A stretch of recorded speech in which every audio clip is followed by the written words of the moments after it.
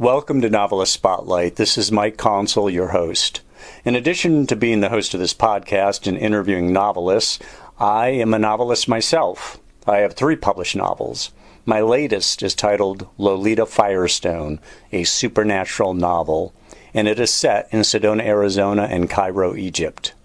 My previous novel is titled Family Recipes, a novel about Italian culture, Catholic guilt, and the culinary crime of the century. And my first novel is named Hardwood, a novel about college basketball and other games young men play, and that story deals with issues ranging from depression and racism to sex, religion, and university politics. All 3 novels are listed in the episode notes. I hope you will buy them, I hope you will read them, and I hope you will thoroughly enjoy them. Now, on with our program. In the spotlight is Lawrence Schiller, photographer, movie director, movie producer, author, dealmaker, researcher, communicator, someone who has been connected to the biggest names at the center of the biggest news events of the past 60 years. Think in terms of John Kennedy, Marilyn Monroe, Lee Harvey Oswald, Jack Ruby, Lenny Bruce, Norman Mailer, the notorious murderer Gary Gilmore, O.J. Simpson, JonBenét Ramsey. He collaborated with Norman Mailer, somebody who's been featured on this program in the past, not Norman in person, but one of his followers. He collaborated with Norman on The Executioner's Song, which won the Pulitzer Prize. It was labeled as a true life novel, and that was about the life and times and ignominious death of Gary Gilmore. He also collaborated with Albert Goldman on the book Ladies and Gentlemen, Lenny Bruce. His 11th book is titled Marilyn and Me, A Photographer's Memories. He also wrote the best-selling books American Tragedy, which is a book about the inside the defense of O.J. Simpson, the O.J. Simpson case, which was that dragged on for so long and was so notorious here in the United States. There was also the book Perfect Murder, Perfect Town, about the killing of JonBenét Ramsey. And in the 1980s, 1990s, he directed 7 to be precise, motion pictures and miniseries for television. The Executioner's Song was one of them. Peter the Great, also, he won 5 Emmy Awards, including Best Miniseries. And the books American Tragedy, again, about the O.J. Simpson case, and Perfect Murder, Perfect Town, as well as the book Into the Mirror, the life of master spy Robert P. Hanssen, were also made into TV miniseries.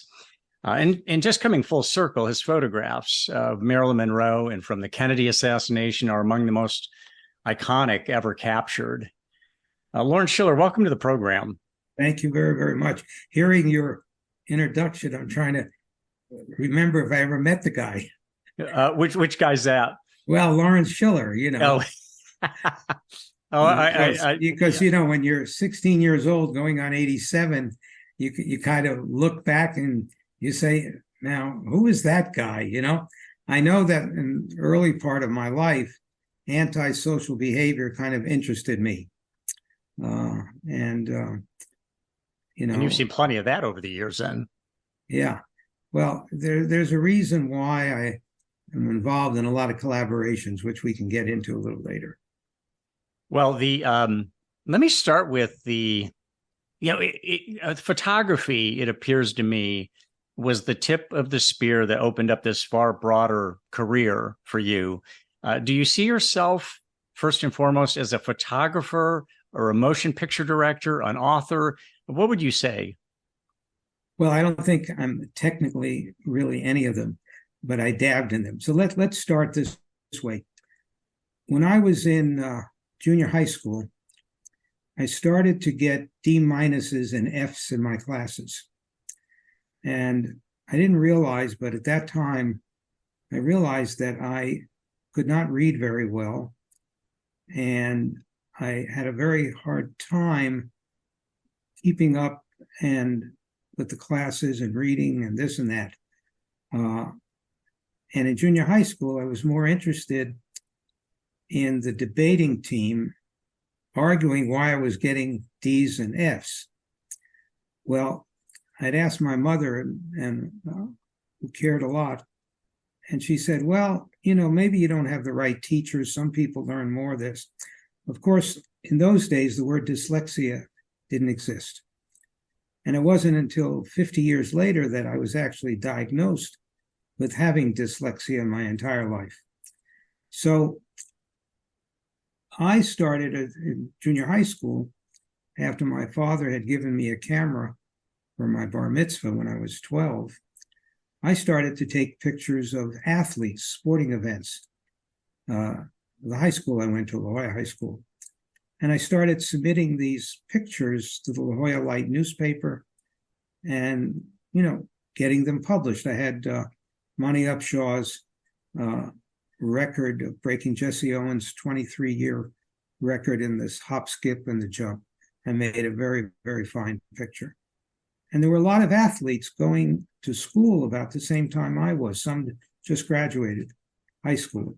Mo Conley was a tennis player. Was playing Wimbledon in the Nationals. Florence Chadwick a woman had just swam the English Channel, the first woman to ever do so. Gene Littler was a great golfer that had just won the big tournaments. And I started photographing all of these athletes, which allowed me to travel a little bit on weekends and go places when sporting events took place. My mother was very, very much worried. So she'd send my brother along as a chaperone. She thought two of us, only one could get in trouble.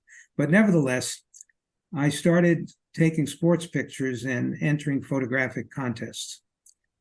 And I won the Graflex awards, several awards, second, third, fourth, fifth, and ninth place one year. And I won the William Randolph Hearst Scholastic Sports Association scholarship, which gave me a 4-year scholarship to virtually any university I wanted to go to. Tuition, room, and board, all because of my photography. And because of my photography, I had 7 universities that offered me scholarships besides the Scholastic Art Awards. I had scholarships to MIT, Rochester Institute of Technology, but with a D- average coming out of high school, none of them would accept me except Pepperdine on the William Randolph Hearst. So that's how I wound up at Pepperdine College in Los Angeles. Still only going to class on Tuesday, Wednesday, and Thursday. And they'd get mad at me if I'd missed Bible study because it was a very religious school and I was maybe the only Jewish undergraduate there at the time. I'd go off on Friday to photograph high school sports somewheres in the United States, Saturday or Sunday, the pros, and I started working for a sport magazine. I wanted to work for other magazines, and I'd send them all these great ideas, and I'd get back all these rejection letters. And I remember pinning them one time up on the wall of my bathroom. So if I sat on the water closet in the toilet, I could read all these letters in front of me. And I finally discovered why I was getting all the rejections. I was getting all the rejections because I was kind of like telling people, well, I'm only 18 years old and I'm going to college. And these, I started sending the same letters almost to the same publications without mentioning that I was in college and I was 18 years old. And I started to get assignments from Paris Match in France and all these magazines. I started to work for Look magazine and for Life magazine. Eventually, they'd find out very quickly how old I was, but by then they'd seen my work and they'd either put that aside or, I remember one publication wanted to know my parents' name and address so they could send them the check because I was still underage, you see. So that's how I got involved in photography. And what I discovered in photography, it was more like monkey see, monkey do. What I'm saying is all the photographers are together shooting. All the photographers at a news event are chasing the same way. And I tried to figure out how would I be different than those photographers. And that's what moved me into the business side of photography. And that was the word exclusivity. And how do you gain exclusivity to a story or a subject? How do you get to them first before everybody else does, or get to them at a point in which nobody else can get to them? And I, over the years, devised different methods. The first method was salesmanship, selling myself and saying, this is what I do, and blah, blah, blah. And wouldn't you just rather have one person really concentrating on you and understanding you and photographing rather than 15 monkeys doing the same thing? And people would look at me and say, oh, yeah, maybe. Give you a try. So that's how I got in. And eventually, I started to living in LA, working for Perry Match, and I started to get celebrity assignments because it was Hollywood. And some of my early assignments, I remember Tuesday Weld. I remember the copy said 15 going on 36. Now I say I'm 16 going on 87. I stole that from Tuesday Weld, one of my early assignments. Well, you're doing great for 87. I got to tell you, Larry, you're doing great for 87. Thank you. But the short and long of it is that's how I started shooting celebrities. And I'd shoot tennis players, still Beverly Baker flights in Long Beach, various, Tony Trabert. I traveled every winter to Australia, to Brisbane, to photograph Davis Cup. Davis Cup was very big in those days. This was before open tennis. And Jack Kramer, when I was in college, hired me because he wanted me to photograph all of the amateur players because he knew he was going to open up tennis pro and he was going to hire all these amateur tennis players. Lou Hode, Ron Laver, all the Pancho Gonzalez, all of them. All names I remember, yeah. King. Yeah, and that's Billie why Jean, I'd be flying. And you mentioned Billie Jean King. Is that, I think I talked over you, but you mentioned Billie Jean King. Is that right? Oh, yeah, I photographed her with Riggs right there in L.A., at the stadium where they had the first, War of the Sexes, right? Tennis player. I was there. Yeah, at the Astrodome, I believe it was. Oh, yeah.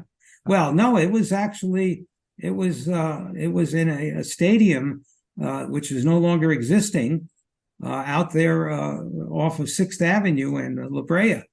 I remember exactly where it was. I remember the big building was green, and I probably got pictures of it.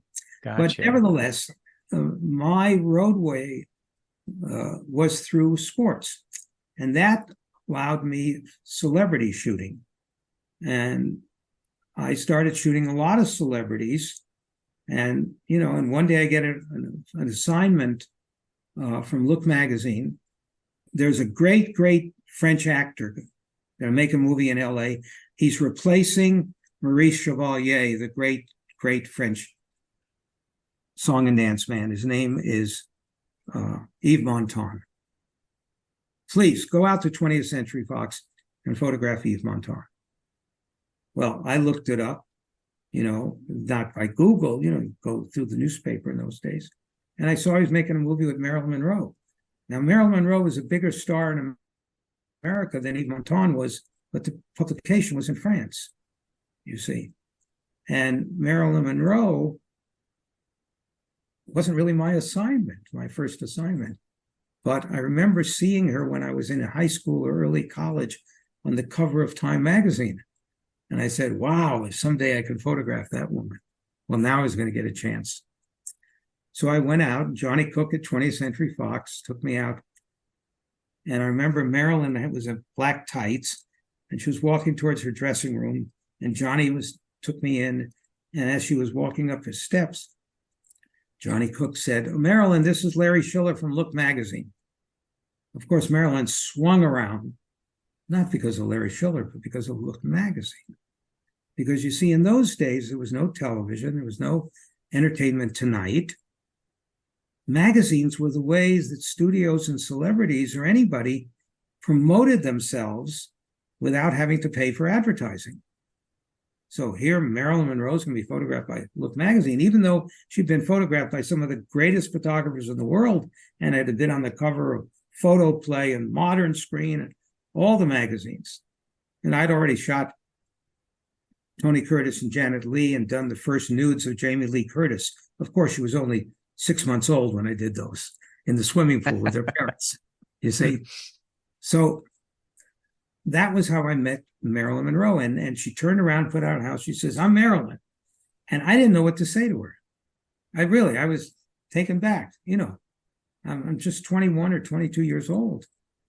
And I said, "Oh, I'm the big bad wolf." And she looked at me to show you how smart she was. "Oh, you don't look that bad, but when you grow up, you're really going to be bad."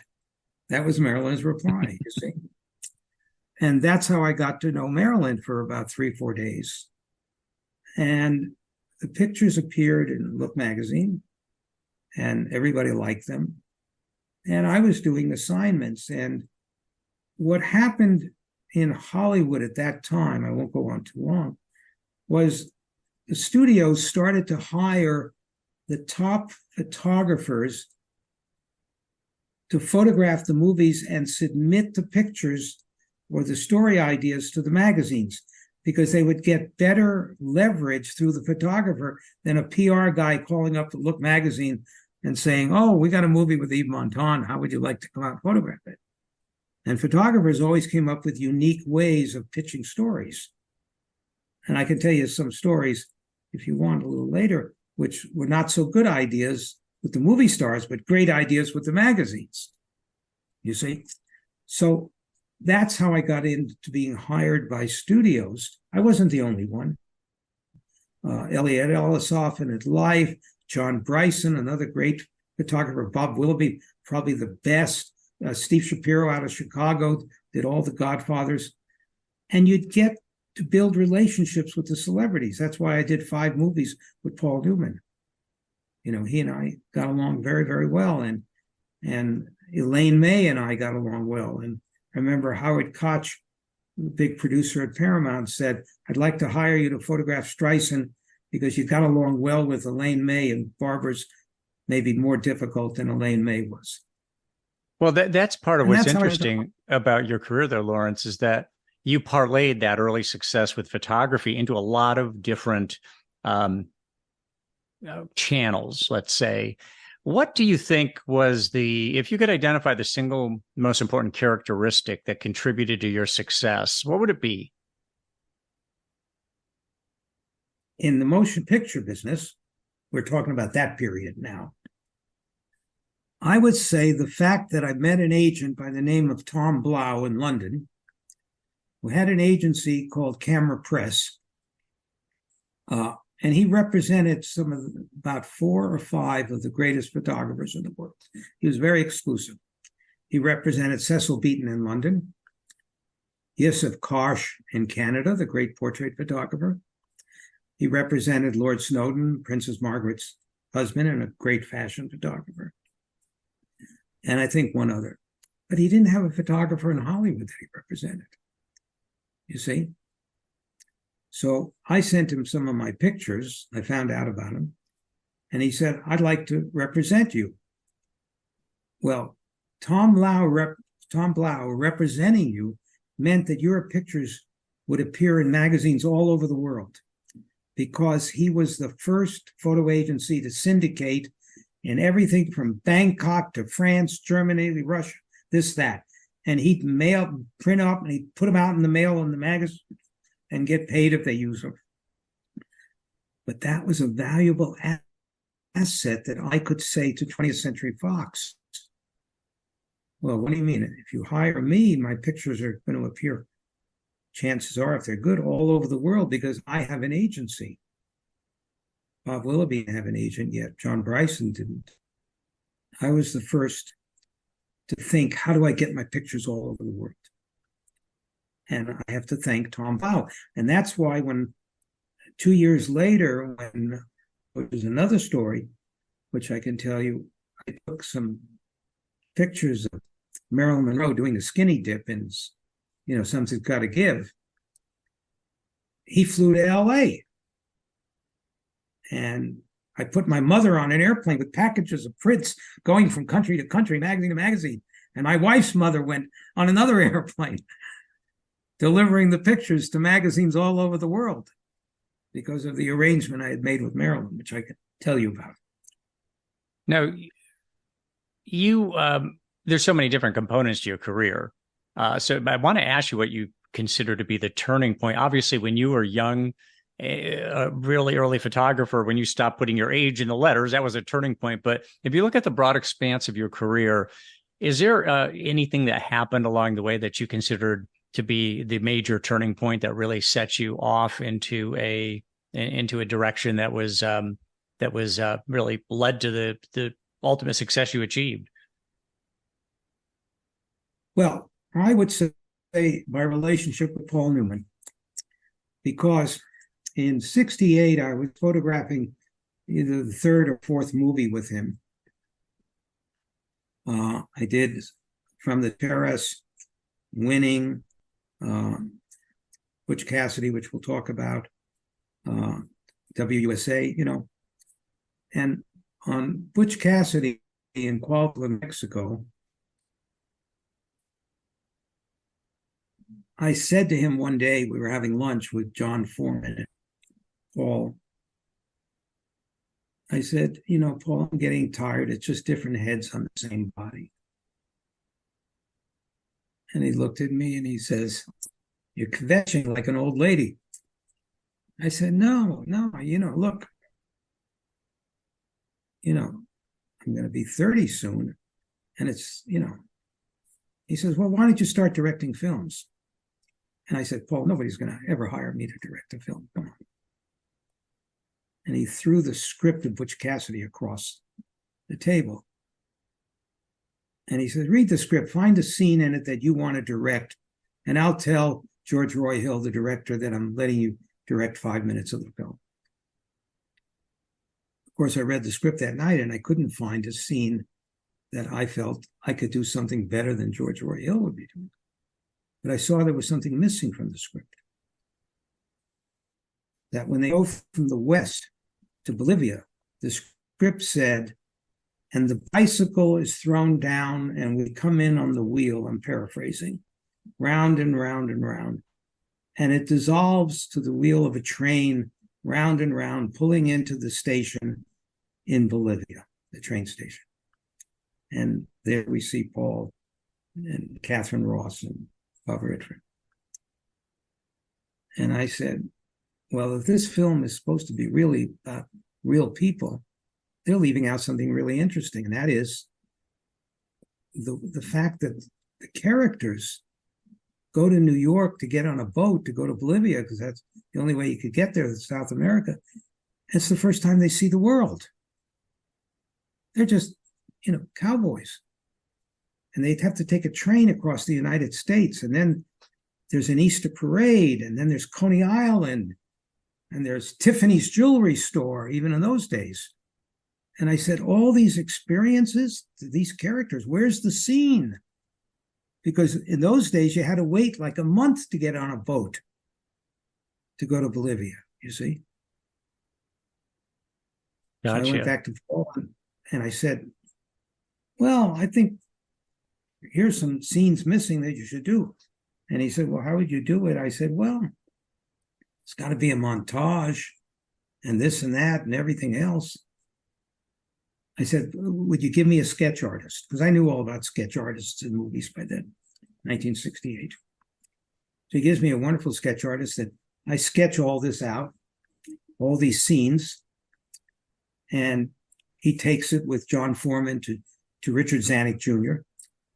And Zanuck says, well, to do this and this and this and this, and Schiller's going to shoot it. Nobody thought it's going to shoot it with a movie camera or whatever. It's going to cost us $250,000, Paul. Paul says, Paul owned the picture with John Foreman. All right, I'll spend the money on Schiller. And what I did is I shot all these scenes as still photographs and superimposed them. We didn't have Photoshop in those days. And then cut the images out and pasted them on old photos and airbrushed around it. So you got a picture of, the little lake in Central Park in New York. And here you got Paul and Joanne, and I'm not putting Paul and Joanne, that comes later. And Catherine Ross rowing, you understand? Or you got the Easter Parade or a picture in Tiffany. And I had seen in '62 a great montage that Charles Ames, the great designer, had done at the World's Fair in Seattle. So I called up Charles Ames's office and said, "Can you tell me who the editor was that did that still montage?" And they gave me a name, and the guy flew down, and I hired him. And that's how the 7-minute still montage was created. That's in the center of Butch Cassidy and the Sundance Kid. And of course, Paul was kind enough to give me a credit for it and everything. But the short and long of it was, it had a ripple effect.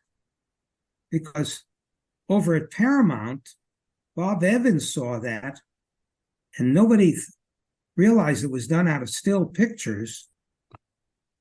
They thought it was like motion picture footage that was collapsed and made to look like stills. So the next thing is I get a call from Bob Evans that says, "We have a movie here that's 4 hours long, and we really only wanted about 2 hours and 20 minutes.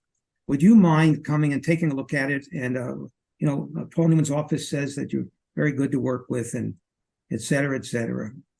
Now, nobody investigated what I had done, but it just said, on the credits.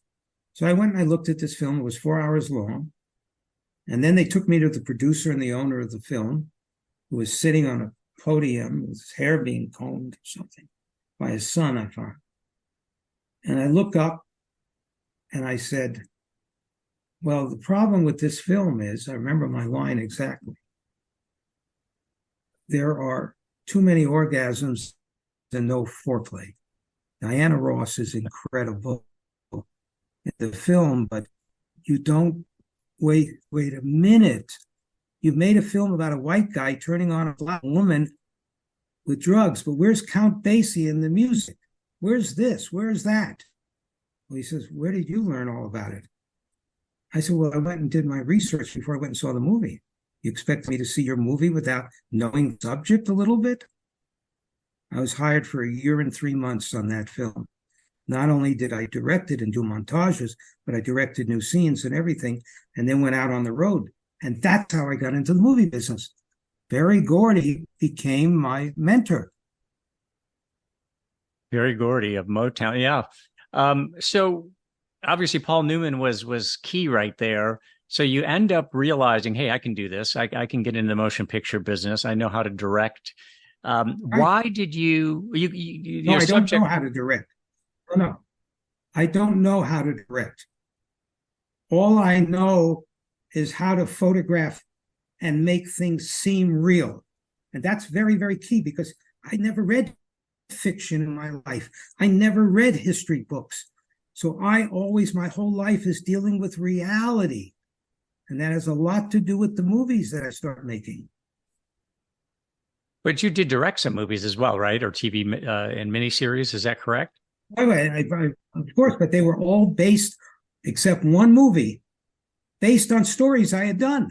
My very first movie was called Hey, I'm Alive, from a Life magazine story I did about a Mormon preacher who got lost in the Yukon for 49 days with a Jewish girl from Brooklyn, Helen Clavin.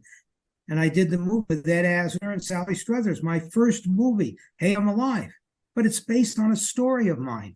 My second movie is the same thing, based on a story I did, because I wouldn't know how to direct a film on a subject I didn't know. I wasn't a director. Well, what about Peter the Great? Now That's the first. What happens is follows, and this is very interesting, is I start to make films based on things. I did with Glenda Jackson and Dirk Bogarde.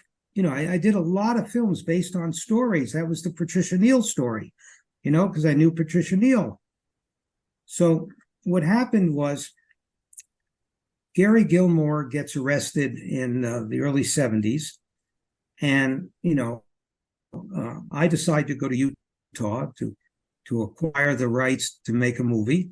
I get ABC to put up the money, $75,000. And, I acquire the rights to write a book and to eventually make a movie. And within a week, I realized that this is a bigger story than just an execution or an execution that's going to come about 4 months off. The first thing is, how do I break into prison to interview Gary Gilmore? So there has to be a skill to breaking into prison.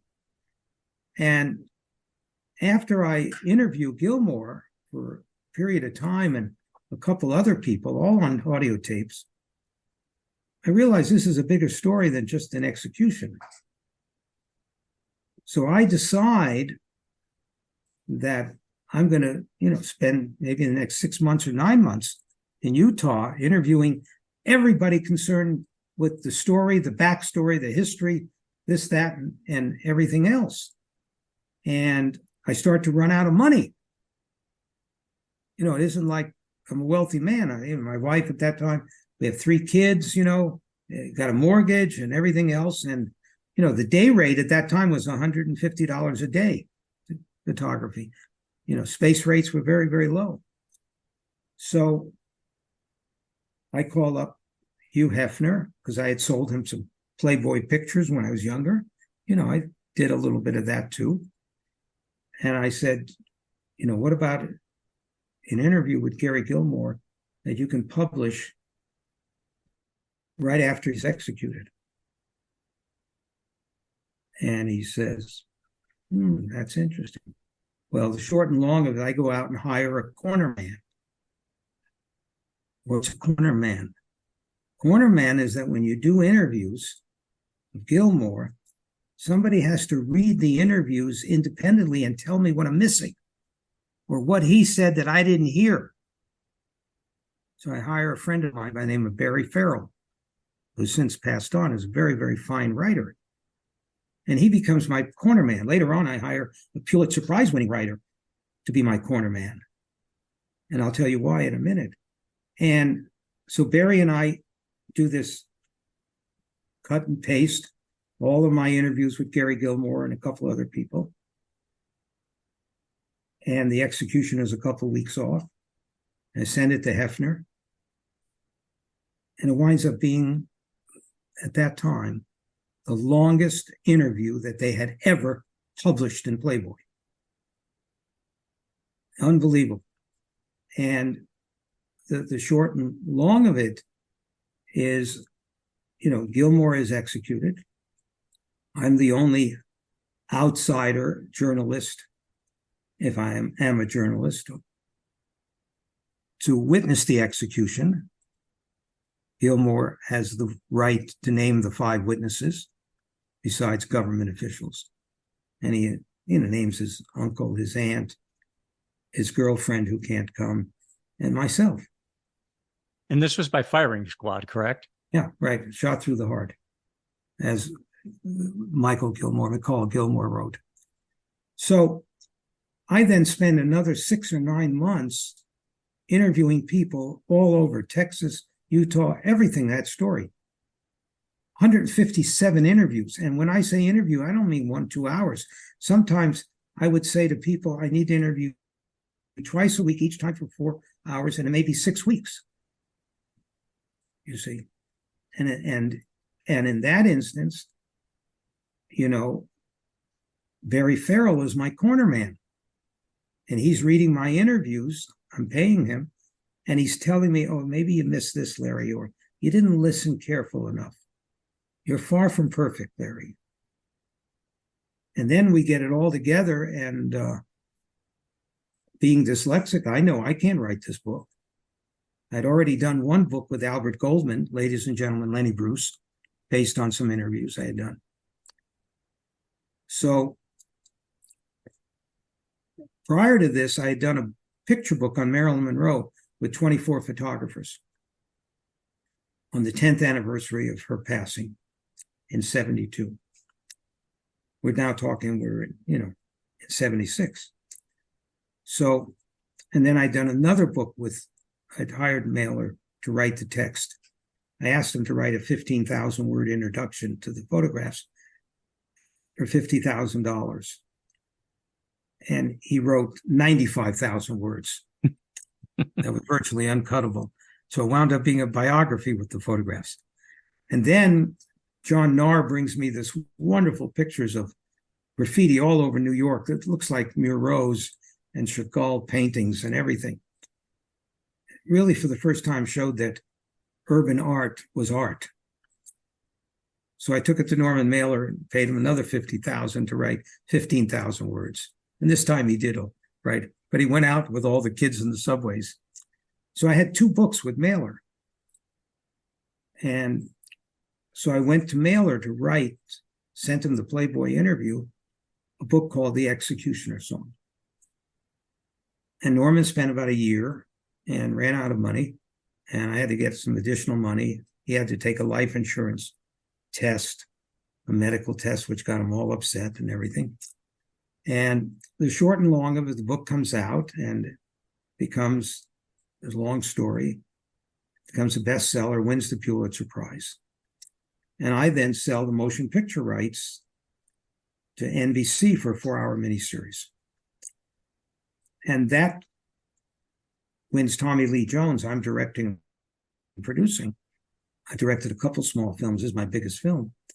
But remember, I'm dealing with subjects I know like the back of my hand. I remember that. I remember that miniseries. I remember Tommy Lee Jones as Gary Gilmore. I also remember when I read The Executioner Song, there was a scene in there that was probably the most chilling to me, and that is the murder that he committed. And I believe it was the guy who was at the front desk of the motel. Motel, yeah.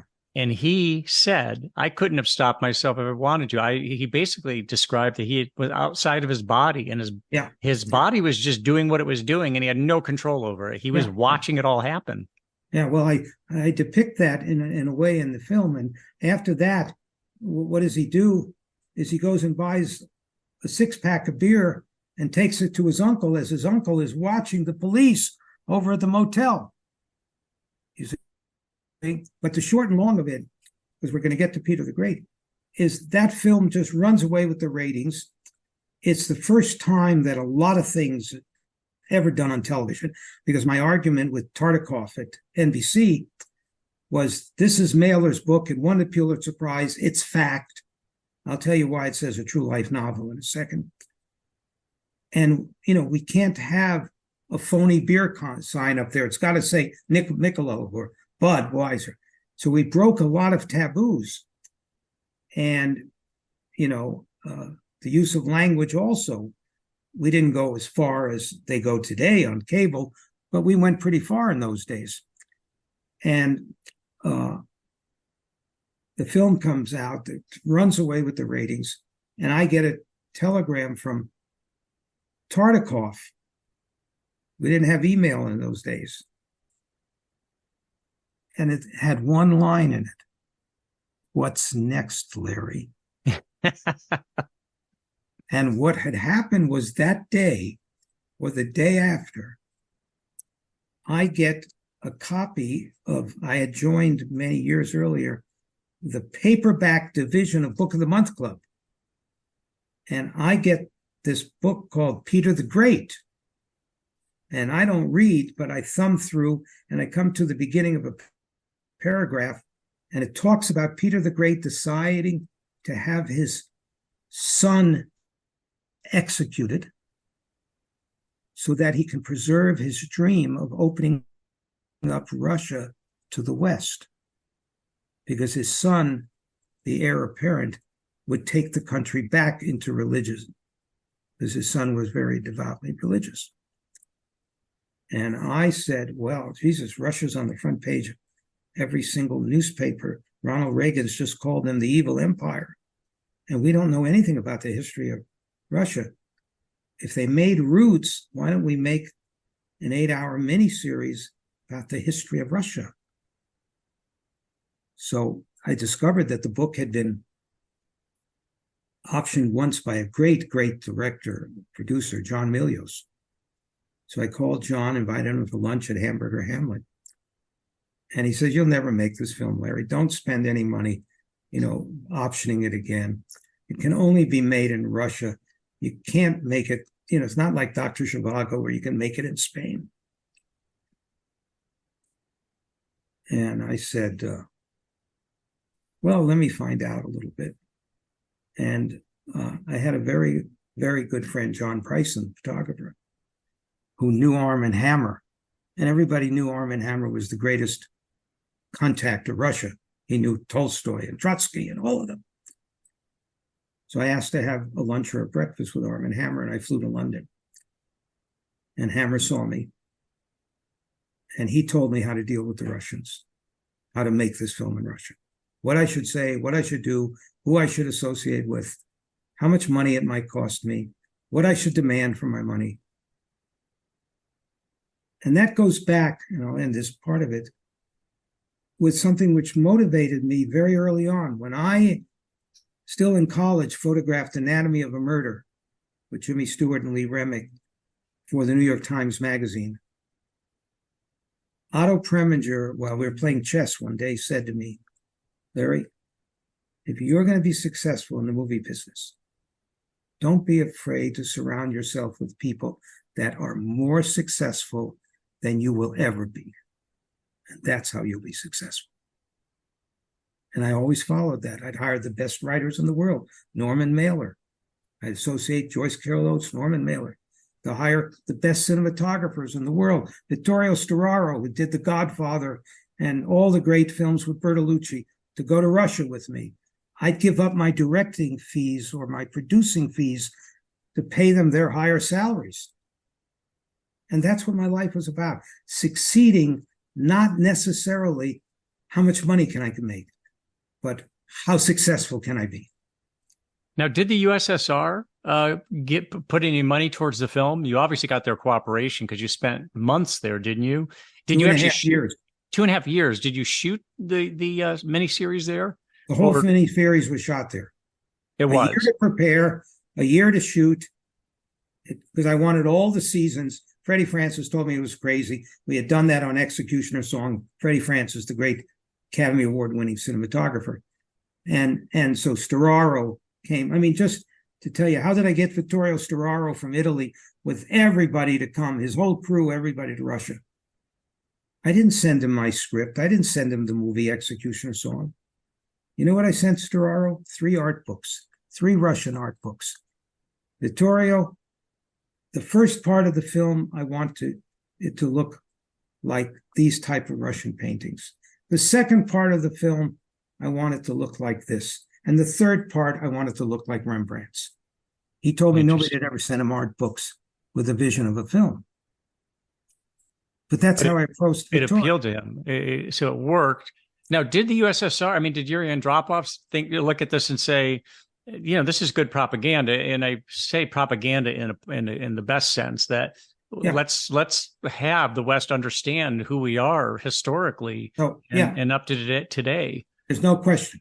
Number one, the first thing is I hired one of the best screenwriters in the world, Edward Anholt, who had won the Academy Award for The Young Lions and everything else. Okay.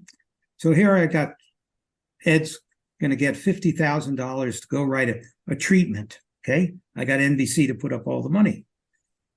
And then I hired Rudy Petersdorf to handle the business because I'm supposed to be artistic. Okay. And we put together a delegation. Hammer told me who to contact, what type of translators to bring. And we go to Russia on a fact finding, and I guess we buttered our bread the right way because they liked us. And they said, how much are you going to pay us? And I said, well, I want to turn the key once. I don't want to spend a penny more than the cost of going through the door. And it's anything I want for a year. I remember my line that I said to Surikov. I said, if I want 500 soldiers on horseback for a scene of the Streltsy, that's what I want. If I want you to build a wooden Moscow in the city of Suzdal where Tarkovsky made his films, where the golden cupolas are, I want one key, boom. How much money are you going to pay us? I said, how much money do you pay the U.S. for wheat every year? Hammer told me to ask that question because Hammer had already told me the answer. And they said, I don't know. I said, I'll give you the same amount of money that you pay for wheat for 2 years to the United States. And that was $5 million. That's all they were ever paid, $5 million. Now, it cost about $2.5 million more in those days of the Western cruise and this and that and everything else. And the problems, this, that, and everything else. It wasn't an easy shoot. Don't get me wrong. Now, did Armand Hammer also, who is the former CEO and founder of Occidental Petroleum for our listeners, did he also, and with a very strong relationship, as Larry had said, with the people in Russia, he was practically an ambassador, an unofficial ambassador to Russia. Right. Did he tell you where to eat? Because I suspect 2.5 years in Russia, you may have lost weight. The Russians aren't known for their cuisine, or were you in places where the cuisine was very good? No, Russia. Armand Hammer taught me something better than the best restaurants.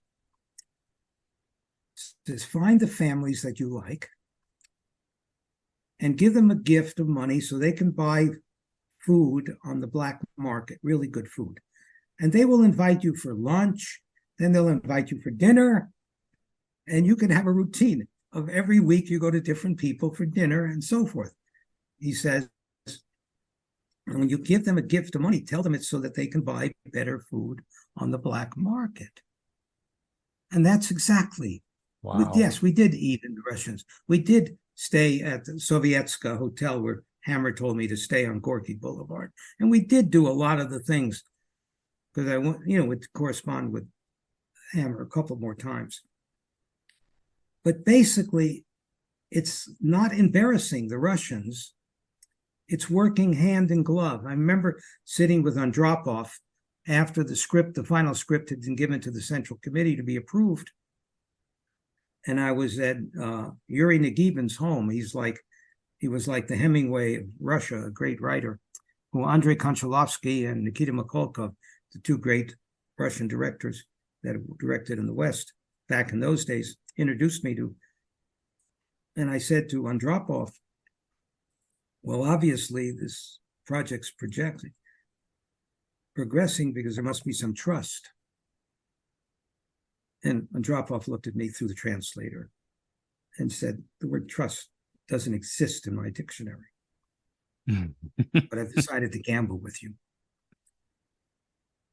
Now, to gamble. For our listeners, Yuri Andropov, if you're not old enough to remember, Yuri Andropov was the president of Russia short term. After Brezhnev died, I believe it was Konstantin Chernenko came into office, and then he died very quickly. Then Yuri Andropov comes in. He died very quickly. And that's one of the reasons they brought Gorbachev in, because he was young and they wanted somebody. It was embarrassing to see their leaders dropping dead within a couple, 3 years. And I'll tell you a story about me and Gorbachev. So Gorbachev invites 1,000 people to the Kremlin, all airfare paid, from all over the world. Africa, every India, every place, China, the United States. Every country he invites 4 people. And my film, Peter the Great, had already shown on television, I'd already won the Emmy for best miniseries and screenplays and won awards, so forth. And I get invited as one of the 4 people. I can't believe it. Sitting there, I can understand Gregory Peck being invited. I can understand a member of Congress being invited. And little did we know that this invitation for 1,000 people into the Kremlin was where he was going to announce perestroika. And I remember sitting in the Kremlin, and Sakharov, who was just released from internal exile, is sitting like 3 rows behind me next to Gore Vidal. And it was just, I couldn't believe it. Here, Larry Schiller is with all these really world legends, and I'm there because I convinced them to make Peter the Great. And Graham Greene gets up to introduce Gorbachev and says the only thing he wants is Gorbachev to allow there be an ambassador from the Vatican And I didn't even understand that. I didn't realize that Graham Greene was that devout a Catholic, and that the Vatican, which is like a separate nation, didn't have an ambassador to Russia at that time. So Gorbachev makes this entire speech announcing perestroika, and then all of us go into the grand hall where they've set up all these tables for 1,000 people to have dinner. And we walk up to the tables, everybody, and the tables are this high, and there's no chairs. And everybody's standing by the tables, and some people are relaxed. They must know what it's all about. I didn't. And all of a sudden, Gorbachev comes into the room, and I turn to the translator at the end of the table. Every table had a translator. And I said, why aren't we sitting down for dinner? And she says, well, President Gorbachev, when he greets everybody at every table, does not want you to have to get up from your chair when he shakes your hand. He wants you already standing. That's why there were no chairs. And we all stood for dinner. And then I asked Gorbachev when he came to the table, well, Mr. President, what did you think of Peter the Great? Maybe you've seen a little bit or it's been reported to you. And he gave me one of the great political answers. Mr. Schiller, there's nothing in it that I think we're ashamed of. That's all he said. Didn't like it, whatever. Yeah. So let me ask you about Norman Mailer, because you guys didn't, Norman Mailer always fascinated me. He lived like you, a really interesting life. He wasn't always easy to get along with, to say the least. And I think you had your moments with him. And when I read his biography, Tough Guy, there was a scene in there where where you were having an argument with him and That's said Mike to Lennon's him, biography you're talking about? Which one again? You said a Mailer biography. Is Yeah. that Mike Lennon's? No, I don't think he was the author. I'd have to go back and check. Whoever it is, doesn't matter. I think it's the most recent one, but I got to tell you that there was a scene where you were arguing. It had to do with Marilyn Monroe, and you supposedly said to him, "What do you know about Marilyn Monroe? At least I slept with her." I fucked her. You did. That's what I said to him. Oh, you said that to him. No, you never even fucked her. Were you just poking him in the eye, or did you have intimacy? Him in the eye. I didn't say I slept with her. I said you've never even fucked her. How would you know? What was that argument about anyway? Do you recall? I don't recall at all. But Mailer lived not far from Marilyn at one point in Brooklyn Heights, and he always wanted to write about her, which I didn't know. And he did write something. Actually, I had two choices to write the text for that book, and I wanted somebody very, very controversial, because I wanted the cover of Life magazine and Time magazine and The Atlantic and Ladies' Home Journal. I wanted all the magazines. This is the 10th anniversary of Marilyn's death, 1972. 24 of the world's greatest photographers, from Avedon to Bert Stern, you name it, have come together to do this book. And there were only two writers in the world that I came to my mind in a meeting. And one of them was Gloria Steinem, and one was Norman Mailer. I'd never read Gloria Steinem, and I'd never read Norman Mailer. But they were the type of people that get you on the cover of a magazine. Mm-hmm. I turned to Bob at Grosson and Dunlap, Bob Markell, and said, what do you think of Gloria Steinem? And he said, well, let me think. And he walks out of the room, comes back 10 minutes later. He says, you got Norman Mailer. Norman Mailer didn't even know for 6 months he was going to do the book. Scott Meredith, his agent, had closed the deal because Norman owed him money, and this was his way of getting $50,000 back towards the money that Norman owed him. So Norman starts by being hired to write 15,000 words, and that's why he delivered 95,000, because he doesn't write introductions. He got tired of writing essays, when he was at Harvard. Now, You met Marilyn. There was that first shoot you described when you first met her, and the words, "I'm the big bad wolf" came out of your mouth. Yeah, right. Two years later, you saw her again, and I believe Yeah. you said that she was you could just see that she was really troubled. Well, what happened in those days, we were being hired, as I said, by the studios for a lot of money. And we would go through the script and then discuss with the star what scenes we would shoot. Because you're not going to be, if a movie shoots for 40 days, you're not going to be paid to be on the set every day for 40 days. So I went up to Marilyn's house in Brentwood, the house that she tragically dies in several months later, and to go through the script with her to discuss which scenes I'm going to photograph. And Pat Newcomb is over by the window there. And we discussed, I want this with Wally Cox. I like him. He's funny. I said, but funny doesn't show up in pictures, Marilyn. Excuse me. And she said, you want the scene which is Splish Splash, where I jump in the swimming pool with a nude bathing suit on. I said, well, yeah, that's a good scene because it'll look like you got nothing on. And she said, well, I'll jump in with the nude bathing suit, but what would happen if I came out with nothing on, Larry? She didn't say it that strongly. I'm dramatizing the moment. And I said, you got a big problem, Marilyn, really a big problem. You're already famous. Now you're going to make me famous. And she looked at me and leaned over. Don't be so cocky, Larry. I can fire you in 2 seconds. Of course, she didn't fire me. And that's, how Marilyn and I worked in those days. I had built a certain amount of relationship with her. I won't say I was a friend. I was a business associate. I could deliver magazine covers all over the world. And she was fighting with 20th Century Fox. She finally gets fired on the movie, and then tries to renegotiate the contract. I had no idea at that time about, the problems that she was having in her life. Talk a little bit about the Kennedy assassination.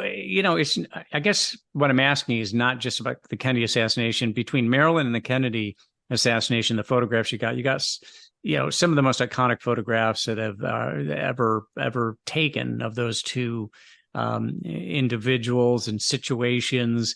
What is it? And I know that you downplay your skill as a photographer. You say, I'm not the greatest photographer. I'm not the greatest this. I'm not the greatest that. But you delivered on the photography. There's no question about that. What does it take to... I'll tell you what it takes. Yeah. Very, very simple. And I learned it in junior high school. Shooting sports. Anticipation. Not what you see now, but what's going to happen 2 seconds later. Anticipation and being ready for it, prepared for it, and being ahead of it.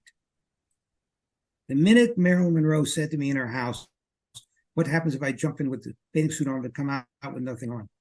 I'm already anticipating everything that's going to take place. And on the set, I'm anticipating every moment that I can shoot in between the camera roll.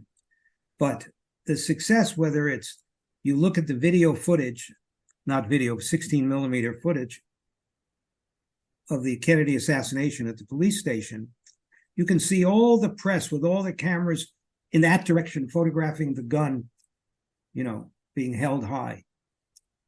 And then you see in the corner of the frame, Larry Schiller in the background, going around the back and looking. He's got 3 Leicas on him. And he lifts one of them and he's waiting. And then you see him click the shutter and he turns and walks away. Actually, I clicked the shutter about 3 or 4 times.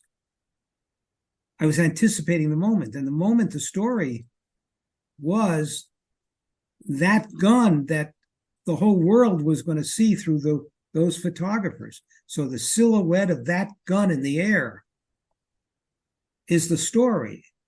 And Oswald, I wanted to feel the pores on his skin. So I used a 21 millimeter lens to get him close. There's video footage of him coming out of the elevator for the very first time. And Larry Schiller is the closest person to Lee Harvey Oswald. And he's not using flash. Everybody else is using flash because they got to make a newspaper deadline, the Associated Press, United, television didn't exist.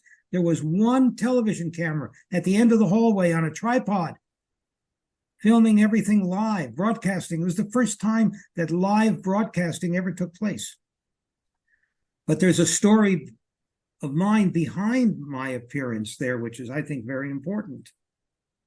A month before, I'd been assigned by Perry Match to photograph Madame New. She was the dragon lady of Vietnam. And while she was in the United States, her brother-in-law, I believe it was assassinated by the CIA in Vietnam. And she became a woman that couldn't even pay her hotel bills because there was no government behind her anymore. Without getting into all the details on how I, integrated myself into her life and flew to Rome, to the Vatican with her and everything, through Sweden and everything. It was in a convent with her when she was reunited with her children, photographing it all for Perry Match and all the magazines. And I flew back to the United States when that story was over, this 1st of November in 1963. And I'm in the shower when my wife comes running in. I heard on the radio, Kennedy's been shot, Kennedy's been shot. And I'm out of the shower. I grab my camera bag. I throw a shirt in the camera bag, no suitcase. I get in the goddamn car to drive to LAX airport because I got to be in Dallas. And what's in my mind the whole trip to to the airport? That this death of Kennedy is a retaliation for what he did in Vietnam through the CIA. That's what's in my mind, you see? Because I just covered another major event surrounding the assassination in Vietnam at the beginning of November, the same month. And of course, LAX at that time was the closest airport to Dallas. San Francisco's further away, Chicago's further away, New York, Miami. Atlanta didn't have the news bureaus until CNN went into business, so it didn't exist. And of course, all the media is on that plane. And how we got there in 3 hours. On the plane, the captain actually tells everybody that Kennedy has died. Because you have to remember, he's shot, and it's not for 2 hours later that it's publicly announced that he's died. And then how we get, I don't even remember how we got from the airport to the police station and got to the second or third floor. Only 5-10 minutes before Oswald, having been arrested for the Tippit murder of a police officer, is brought out of the elevator. And there you see me with my 3 Leicas and my 21 millimeter lens, because I want to feel the pores of the skin on Oswald's face. And his face is beat up, right? In that image. Yeah, there's a black and blue where he was hit in the theater, I believe, and so forth, Now, let's switch to O.J. Simpson for a minute. You wrote a book called American Tragedy. LA Times called it the best book on the subject that had been written. New York Times called it extraordinary. And remember, it was called the trial of the century. It was such a big trial. The whole country was riveted. Now, another person covering that at the time was Dominic Dunn. Did you know Dominic Dunn? Very, very well. I knew Dominic for years. So he, I guess I have a couple questions around that. Did Norman Mailer come to you about Simpson and say, "Hey, let me collaborate with you on this"? Did he want a piece of that? And no, there's interesting stories. Number one, to understand my involvement with the Simpson case, you have to understand that 20, 30 years earlier, I lived on Elville Drive. And one day my daughter runs into the house on Sunday and her hand is all bleeding. I said, "What happened? What happened?" And she says, "Well, I fell and I cut myself on the street. He threw me a long one and I missed." I said, what do you mean, a long one?" She says, "Well, I was playing football with O.J. Simpson." Now, I knew O.J. lived up the street with his first wife, but I didn't know on Sunday, because I'd sleep late with my wife, that all the kids would run out at 7 in the morning and he'd be playing football with the kids on the street. So indirectly, that's how I meet the Simpson family. But I don't really meet O.J. I meet O.J.'s first wife, this, that. Then years later, through another series of circumstances, I become very friendly and a business partner with a gentleman by the name of Robert Kardashian, who has a beautiful wife and is maybe going to get a divorce and this and that. And he wants to do a 30th birthday video. And, I'm now making films. So, Larry, I got Randy Newman's music track. Randy sent it to me because Robert was in the music business. And he says, let's drive all around Beverly Hills and go into all the stores, photograph everybody. Instead of saying, I love LA, let's say, I love Chris. I love this. I love that. So we made this music video, and Robert charters a plane for Chris's 30th birthday, I think it was, from LA to Las Vegas, and premieres the thing on the plane, the video. Well, it becomes, very, very interesting and a very famous video eventually. And so I know Robert very, very well. Then Robert and Chris, gets divorced, and she eventually marries Bruce Jenner. And Robert and I are still in touch. We do things. And one day, I see on television, Nicole's been killed, OJ's in Chicago, and they're trying to get him back, et cetera, et cetera. The news headlines. I get a phone call from Robert Kardashian. Robert, yeah, what's happening? Nobody knows, but I got to talk to you about OJ. Well, I knew OJ was one of his friends, close friends, maybe his best friend from SC. Well, I'll meet you by the 405 freeway on the underpass where all the noise of the cars are, because if the police are watching you already, even with a parabolic microphone, they won't be able to pick up what you and I are going to talk about. So on this big ramp by the 405 freeway in Sepulveda, Robert and I are there, and he says, Larry, I don't know what to do. The press is going to be on my back. OJ is going to hide out in my house, et cetera, et cetera, et cetera. And he said, we got a bigger problem.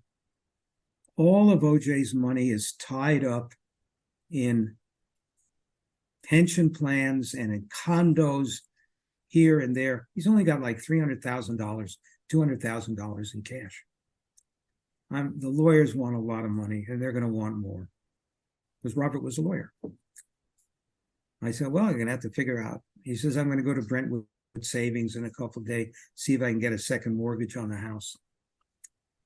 Well, the short and long of it is, OJ comes back, hides out in Robert's house, and does the slow speed Bronco chase, gets arrested, all that.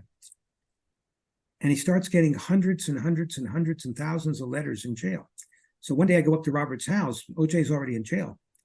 And I see all these sacks of mail all by the front door. I said, Rob, what's all these mail? Oh, this is what the police won't take any of these. He's got his cell already filled up. I said, what's in here? He says, oh, these are letters, OJ.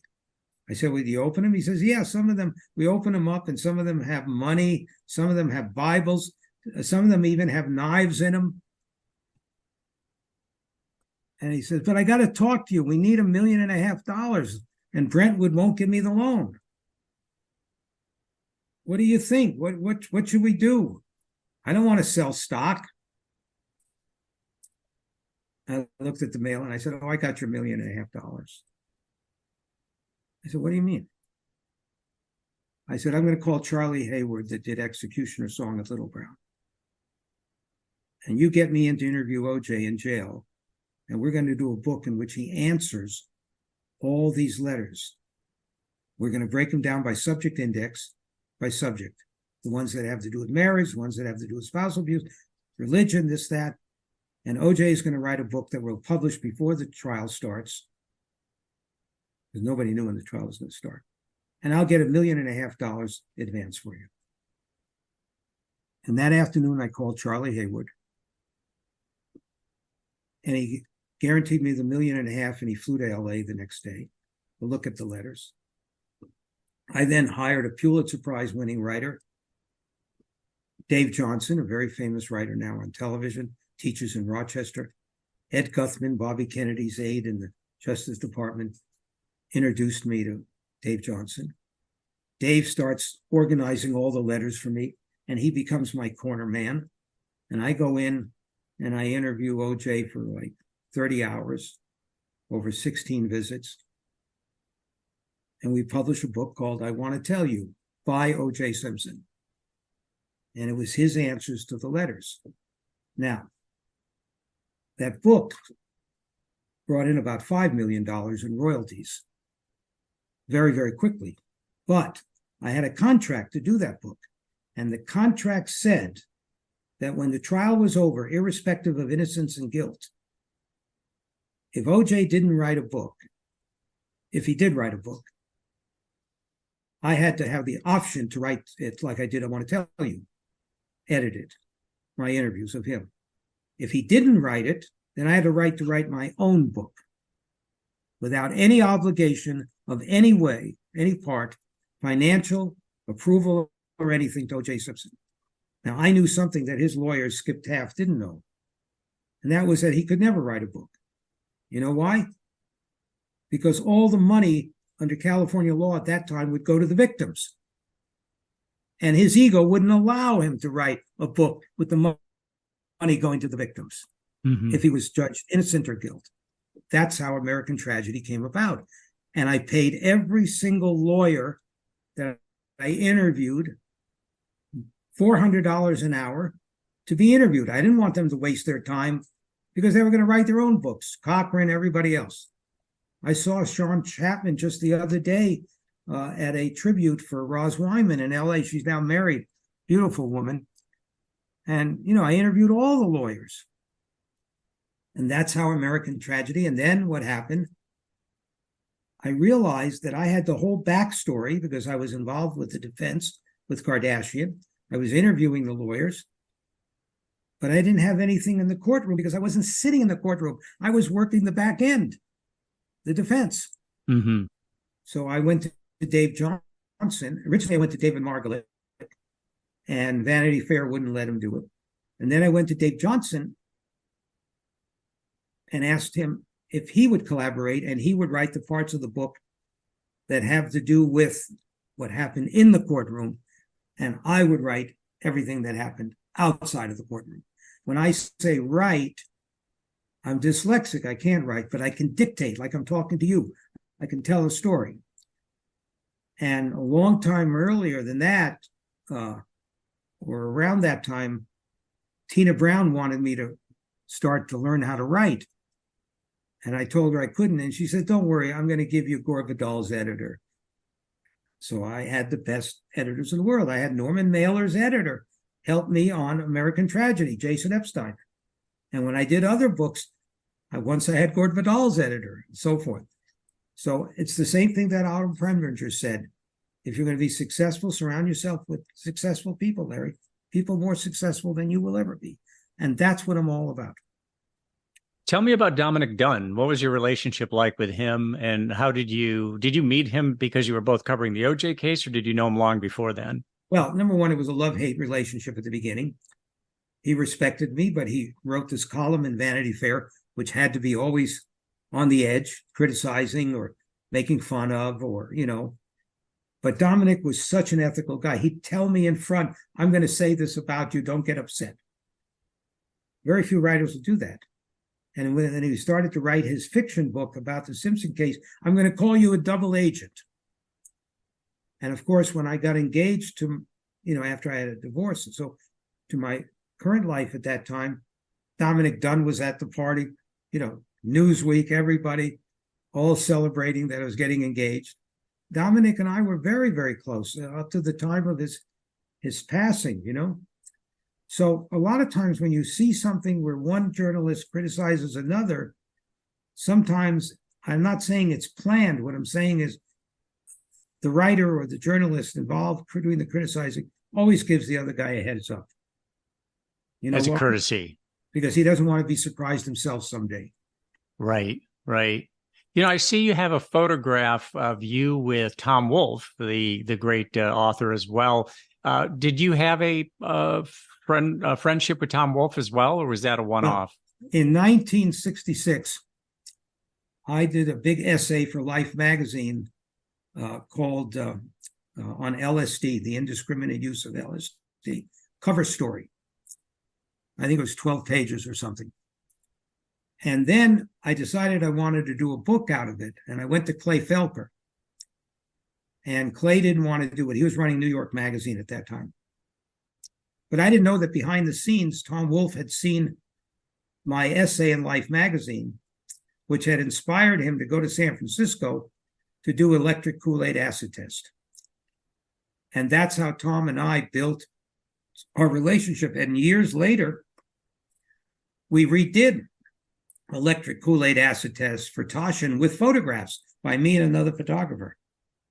And so with a publisher by the name of Taschen, I've done a lot of books with some very, very fine writers in which I've brought journalism from the second half of the 20th century with photography of the second half of the 20th century. We're running long. Am I not? We are, but I have a few more questions for you if you can spare the time. I'm sorry. No, that's fine. I apologize. This is it's interesting. I learned to shut my mouth. It's interesting stuff. Let me ask you, I'm curious about process. How do you start your day and how do you end your day? Good question. Every morning I get up around 7:30 or 8. I come right to this computer and I pay all the bills. I don't want to drop dead and my wife have to worry about unpaid bills. That's the first thing every single day. And if I don't have enough money to pay all the bills, I have a little line of credit that I borrow from the bank for a week and then pay it back. Okay? Mm-hmm. The second thing I do every morning is I answer all the emails that have come in overnight from all around the world. And that's the second thing. And then I go shower and shave. I didn't shave this morning, but I did do my beard. I think I combed my hair. And the short and long of it is, that's how I start each day. And then I get into, now, if I'm going to do a project, this is running a business. But if I'm going to do a project, I'm not here. I don't exist. I go off someplace miles away. Now, I haven't done a major project in the last 15 years. I've been managing the projects I've done. But in the old days, and that's what my first wife, rightfully so, got very upset, I'd go away for a year. Or every week, I'd go from Monday to Friday, halfway around the country or the world, and come back to be on weekends. I just didn't exist. Now, I had an office, I had a secretary, I had an accountant, a bookkeeper at that time. You know who else worked like you in that regard is a guy named, who you might know, Sidney Sheldon. When he would work on a novel, he said he'd go to some place, I don't know, a cabin or whatever. He wouldn't read anything else because he didn't want to be influenced by anything else. He'd completely immerse himself in the task at hand, and then he turned out one bestseller after another. Yeah. Did you know Sidney Sheldon? I'd met him just once, but it's the same thing. My agreements with Norman Mailer on the 5 books that we did together based on my interviews is I didn't have the right to edit his books, but I had the right to review them and make serious suggestions. And I remember when he sent me Executioner Song, the first draft, I had to get on an airplane and fly halfway around the world to isolate myself to read it. And then there was another book I checked into the Beverly Hills Hotel in LA and locked myself in a room to read it. Because you have to understand I'm dyslexic and I got to read very, very slow. And sometimes I don't even understand what's being written. And I'm only looking for the facts. I'm not looking for the literature. Because I wouldn't know, I'm being honest with you, a good Norman Mailer book from a bad Norman Mailer book. But you knew the facts. You did the research. You pulled it together and you knew the facts. Yeah. I'm not saying Norman didn't do some of the research on the books that we did. I'm not saying he didn't follow up to double check what I had sent him. He's an esteemed journalist, and, in his passing, Norris Mailer, his wife, asked me to be the literary executor of his estate. And with Mike Lennon, his biographer, we, for 3, 4, 5 years, we did everything. And then I started the Norman Mailer Center for writers, all over the world. Writers came and taught and for summers, and we did that for 10 years, I enjoy challenges. I want to do things that nobody else has done. And hopefully I can do them, in a way that somebody else wouldn't do. Tell us one that got away. What was a project that you wanted that slipped through your hands? That I really wanted. And I'm sorry, I'm sure there are a lot I can give you, but right now it's hard to come to my mind. Some difficult ones, like Robert Hanssen was very difficult, the Russian mole in the FBI. And, Mailer and I, well, I'll tell you how I got that, to be very frank with you. What happened was Robert Hanssen had a car which was given to him by the government, which the family used. He had, a government car. And when he was caught, the first thing they did is take the car away. And Bonnie, his wife, didn't have a car. Now, one of his sons was already married and the daughter wasn't. I have to be very frank with you. I went out and bought a car and sent her the car. That's how I ingratiated myself into the Hanssen family. Wow. So she started cooperating. Now, you might call that bribery. You might call it payola. But I knew that was the one thing that probably they needed more than silence. Now, let me get back to your workday. You told us how you start the day when you're not working on a big project. Like right now, I don't know that you're in the middle of a big project. How would you end your typical day, your typical workday? By telling my wife, thank you for sharing your life with me. Oh, there you go. Every day or every couple of days, there's a moment at the end of the day when we sit down together and have dinner, and she tells me about her day, and I tell her about my day. And at some point during that, I look at her and I say, thank you for sharing your life with me. What is going to be your next big project? Do you know yet? Well, can you say? For the last couple of years, I've been databasing major archives for some very important people. Without naming some of the clients, but right now I'm doing an archive of over 13,000 documents on slavery from 1577 to 1920, all collected by one man. And we've been working a year and a half. I have 6 people on it.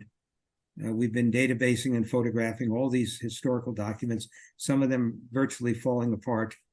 And they were brought to me. And I do Ingrid Rockefeller's archives. I do a lot of photographers' archives, Jacques Lowe's archives I did for his family.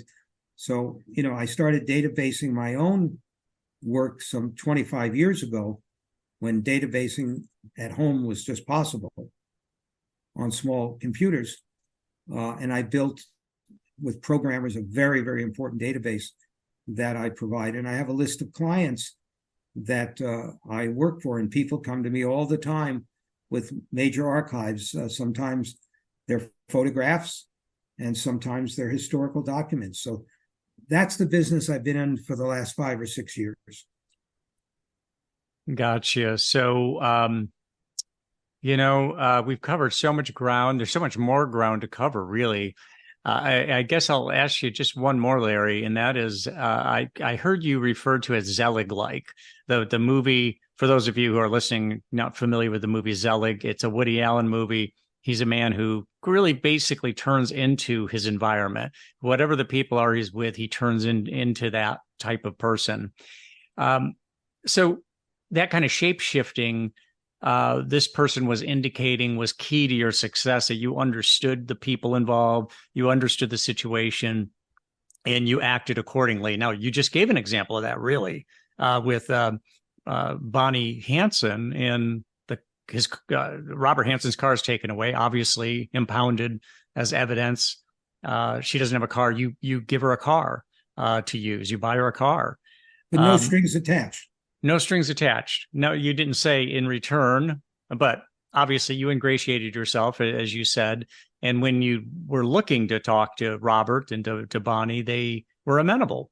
Not Robert. Robert couldn't talk to me, but his kids and his son-in-law and his daughters and members of the family could. Got you. Okay. So, I mean, do you relate at all to that kind of the analogy of Zelig? Well, I don't think so. I don't think just because I've been at different places, I can tell you a lot of places I haven't been in. I never got an assignment to go to Vietnam, which just kills me.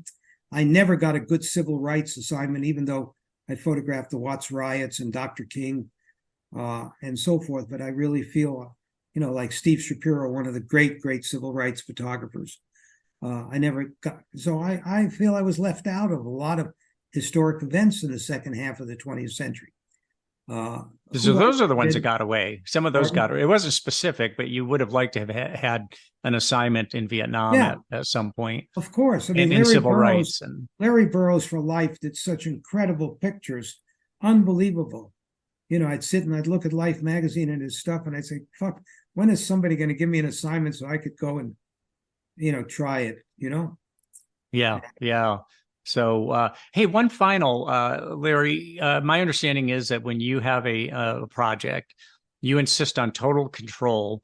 For everybody out there who wants to be Lawrence Schiller or is doing the sort of work that you've done in the past, why talk about the importance of having total control? And did you have to walk away from some of them because they said, well, that's not going to happen because I have to have the final, the subject said I have to have the final word on it?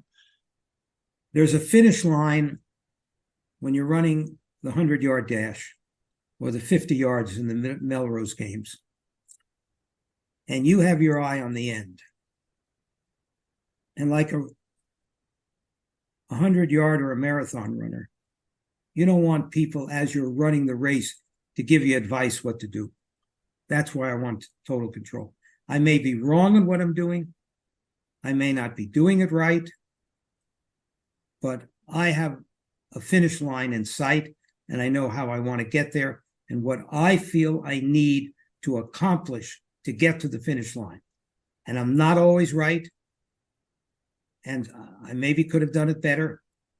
And there are projects that I can't remember which ones, but failed on. Okay. There are, I had a relationship with Marina Oswald. She used to come to California with her kids and vacation with my wife and my kids. But yet when it came to the John F. Kennedy centennial in 2017, in 2015, it was the Kennedys that hired me to curate the Smithsonian exhibition on JFK and to produce opening night and to do the book for HarperCollins with Stephen Kennedy Smith and Doug Brinkley, because I had a vision, a finish line.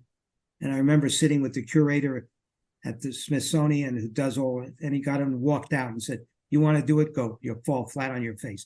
But I knew the color of the walls I wanted painted behind. I knew I wanted all the pictures to be the same size that they would be in the 60s and the late 50s. I had a vision, and luckily it came off. And now I'm doing Bobby Kennedy's centennial in a couple of years. Wow. Okay. Well, Lawrence Schiller, this has been just a delight. I really appreciate you taking the time. This is the longest podcast I think I've done since I talked to Gay Talese, a guy you might know. By the way, he's a brilliant writer. Isn't he? He wrote sports for the New York Times like nobody could write sports. Yeah, he's amazing. He was. I used to sit in California as a teenager and get the newspaper. By the way, that's what I send all my grandchildren. I send them newspaper prescriptions for the first year. I want them to have the tactile feeling of reading something. Yes. Larry, thanks a million for your time. Yeah, send me a copy of this so I can put it in my archive. I will do it. Thank you.